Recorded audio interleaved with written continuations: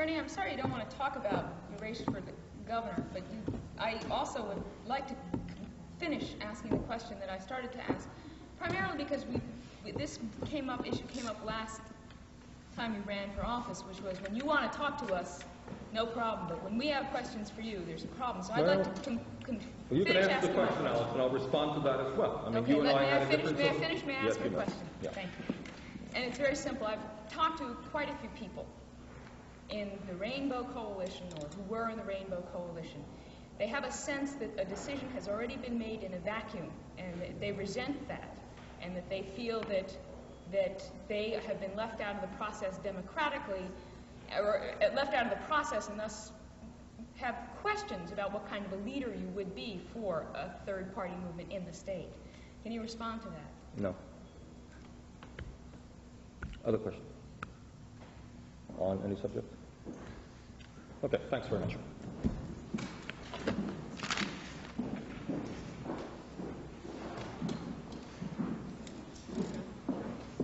you have your mic on for that? News Channel 5 Stuart Ledbetter is here now tonight to try to sort out what's the truth and what isn't. Stu? Well, Tom, each of these news spots document a vote in the House on something like prosecuting child pornographers or keeping drug dealers out of the country. Votes in which Sanders had very few allies. These commercials are well produced and represent the start of the tough stuff we've long expected in the Senate campaign. Karen's newest commercial opens with a regular Vermonter and hits Sanders hard. 406 members of Congress voted to crack down on child pornography. Bernie voted against it. Got kids? Check for yourself. He even voted against increased sentences for sex offenders. Why would anyone do that? Part of that bill indeed establishes mandatory life terms for repeat sex offenders. Asked to explain his no vote. Well, here's the bill. No, now you're doing what Mr. Tarrant does. What I am simply saying is in a 47-page bill, and if you want to read this, it's yours to take. If in a 47-page bill there are provisions in there that I believed were unconstitutional regarding sentence guidelines. The Supreme Court has ruled that they are unconstitutional. Another Tarrant commercial chides Sanders for being one of only a handful in Congress voting against a bill on Amber Alert. Bernie Sanders voted against it, against kids. Yet Sanders says he's always supported Amber Alert, just not everything else that was in that bill. But I'm not going to go into all of the details to it. Is that I vote on bills in some cases which have hundreds of pages, as you well know. And within those hundreds of pages in some bills, this is 47 pages, there are good provisions. But my job is to look at all of the provisions. And he's now launched a TV commercial of his own.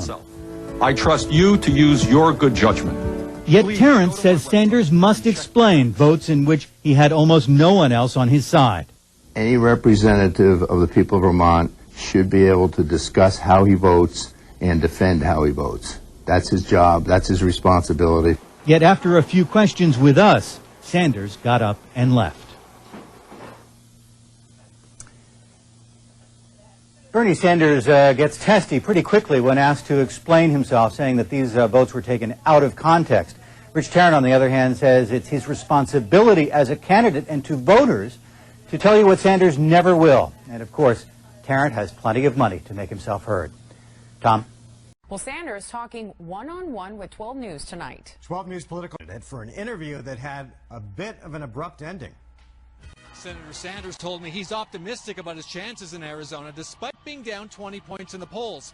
And I learned that when he says an interview is over, boy, is it over. Sanders rejected Democratic frontrunner Hillary Clinton's criticisms of a vote that she claims protected border militias. Sanders cited his support for a path to citizenship. He also defended wife Jane Sanders' unplanned meeting with Sheriff Joe Arpaio at Tent City. And a few minutes later, ended our interview in mid-question. But let me just tell you something. You know, what Joe Arpaio Tent City, which is something that should not exist, the fact that Arpaio is doing is an outrage. My wife went to look at the so-called crashed. Her meeting is, to me, very, very wrong. not something that he should have done. Thank you very much. Would you accept the spot as vice president? Thank you very much. First candidate who's ever walked away. Sanders said my allotted 4 minutes were up, and so he walked away. You can watch the full interview on Sunday Square Off this weekend at 8 a.m. Sunday on 12 News. From the Twin Arrows Casino on the Navajo Nation, I'm Bram.